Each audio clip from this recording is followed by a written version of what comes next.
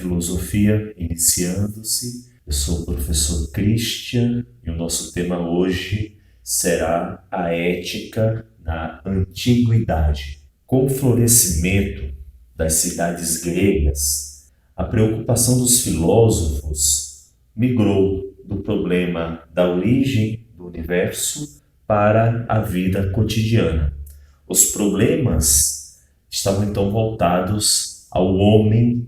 Também pudera, com tantas pessoas, tantos jeitos de pensar e tantos políticos querendo mandar, era preciso ficar atento e chegar a respostas que pudessem tornar a vida compartilhada mais tranquila.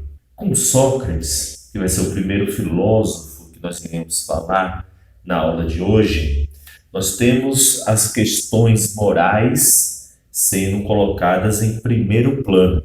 E essas questões morais eram as respostas que esse filósofo queria dar aos sofistas. Os sofistas, eles eram considerados os precursores dos ensinamentos com relação ao comportamento humano.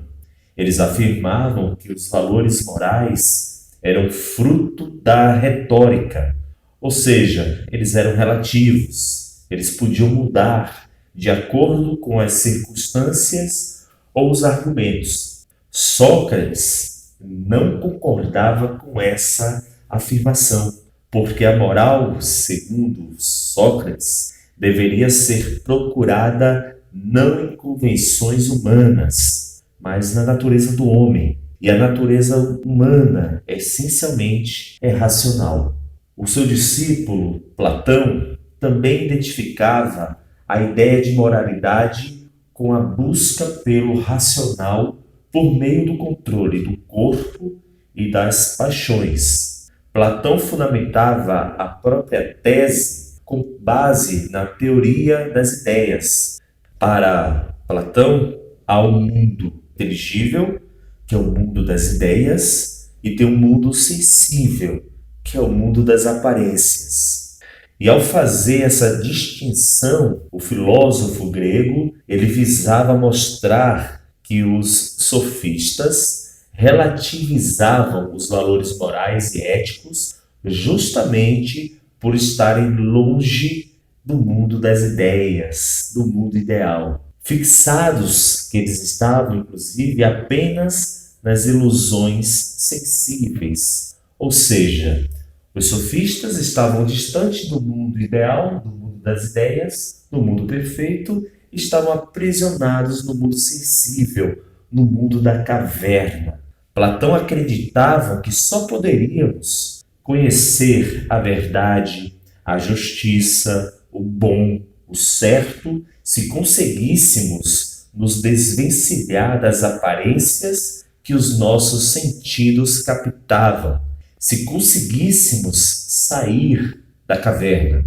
Com isso, ele queria dizer que é por meio da dialética platônica, que é o quebrar das algemas da caverna, que nós conseguiríamos sair da caverna e conhecer a verdade moral das coisas. Diante disso, para Platão, as pessoas seriam éticas na medida em que não se deixassem guiar pelas paixões e pelas sensibilidades do corpo, mas ao contrário, que elas se deixassem guiar pela razão, que em um processo dialético conseguiria fugir da realidade do mundo material, do mundo sensível, e alcançaria o conhecimento de como agir bem em sociedade.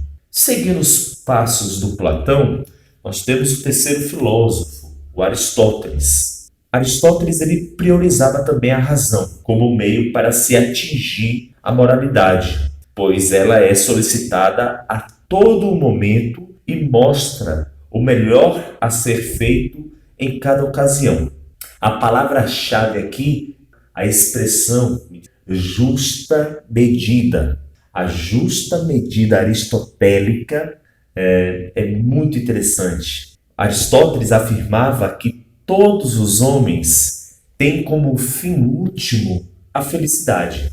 E por mais que se dediquem a conquistar bens materiais, a buscar honra, poder ou mesmo prazeres, eles só procuram essas coisas tendo em vista a felicidade.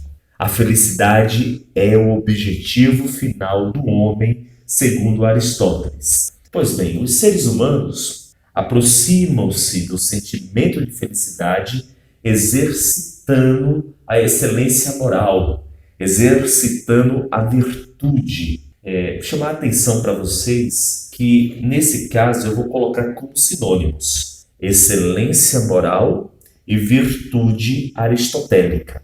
E o hábito, aliás, o exercício cotidiano, ele constrói a virtude. O homem, ele pode se aproximar mais do prazer ou do sofrimento por meio do uso que faz dessa excelência moral, dessa virtude aristotélica.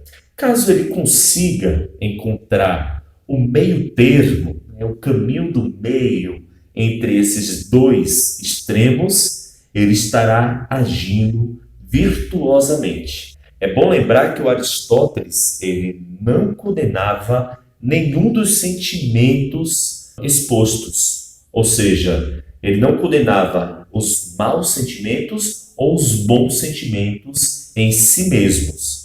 Todos são permitidos, segundo Aristóteles, desde que na medida certa. O que traz o equilíbrio é a escolha do sentimento certo, no momento certo e em relação às pessoas certas. Aristóteles não considerava, por exemplo, a raiva como um sentimento mau. A raiva é má, é um sentimento mau se for manifestado fora de hora e contra pessoas, animais ou coisas que não participaram da própria geração desse sentimento. Assim, segundo Aristóteles, ter raiva de quem faz mal é algo justo, enquanto transformar a própria raiva em um veículo de maldade é a própria injustiça. Por exemplo, em um país fictício, um genocida, por exemplo, governa esse país. Não tem como não ter raiva de uma pessoa genocida, uma pessoa assassina, que mata a sua população. Aí é complicado. Se você não tiver raiva dessa pessoa, você não está sendo uma pessoa racional, seguindo os trâmites do Aristóteles, já que um governante genocida, ele é a origem desse sentimento que impera nessa população fictícia. Então, é perigoso, o sentimento de mal, quando não colocado na dose certa e para as pessoas que a merecem. É o uso da razão, dirá Aristóteles, que determina como devemos agir e em que medida fazê-lo diante de cada situação. Somente por meio do uso da razão é que nós podemos chegar à virtude, à excelência moral, visto que ela não é algo pronto e acabado, mas exige uma atitude ativa do homem. A ética, no Aristóteles, ela é e não do indivíduo consigo mesmo, ou, como na Idade Média, do homem com Deus. A Idade Média a gente vai ver a ética medieval, que ela tem uma diferença dessa ética que nós estamos tratando do mundo antigo.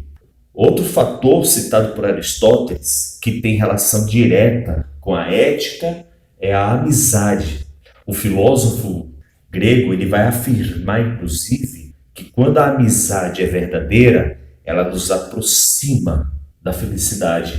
Mas se ela é uma amizade falsa, ela nos afasta da sensação de plenitude. Então, segundo o filósofo, nós podemos detectar as falsas amizades entre pessoas de situação desigual, como, por exemplo, entre pessoas de faixas etárias diferentes, entre marido e mulher, e entre pessoas que procuram algum tipo de interesse em outras. Aí eu tenho ressalvas ao Aristóteles em alguns aspectos, mas eu não me caberá expor aqui as minhas opiniões, eu vou apenas expor a ideia do filósofo. Bom, algumas dessas amizades falsas, elas são tão nocivas que colocariam em risco, inclusive, o governo da cidade.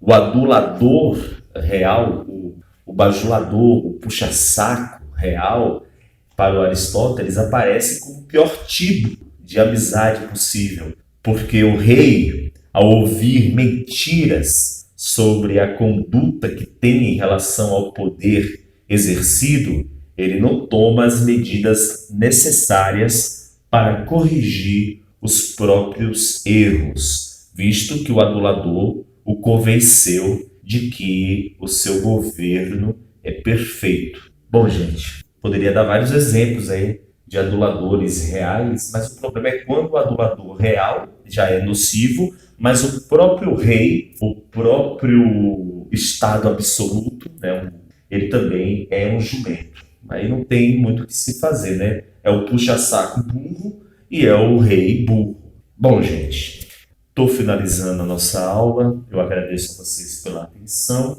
Estou deixando a atividade para vocês e na próxima semana eu volto aqui para falarmos sobre o novo tema da semana. Fiquem todos bem, forte abraço e até a semana que vem. Tchau!